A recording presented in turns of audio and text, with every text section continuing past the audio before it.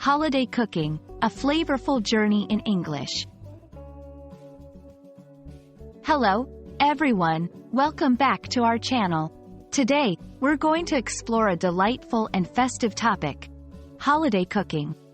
It's not just about recipes and ingredients.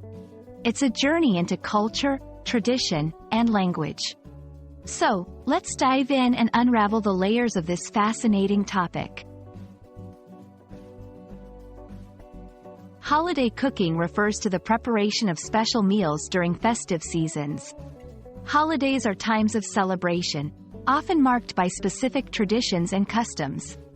The term cooking here goes beyond its general meaning. It's not just about preparing food. It's about creating dishes that have special significance during these times. For instance, think of Thanksgiving in the United States, where the traditional turkey dinner holds a special place.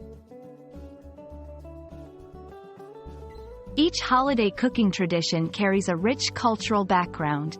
For example, during Christmas, many cultures prepare specific dishes like gingerbread houses or roast ham, which have historical and cultural stories behind them. In this section, we'll explore how these dishes are not just food, but storied expressions of culture. In holiday cooking, certain ingredients take the spotlight. Words like nutmeg, cinnamon, pumpkin, and turkey become more common in our vocabulary. Here, we'll learn about these key ingredients and the associated English words and phrases, enhancing both your culinary and language skills. Holiday cooking involves various cooking techniques and kitchen terminologies. We'll go through verbs like roast, baste, whisk, and garnish. Understanding these terms is crucial for following recipes and discussing cooking methods in English.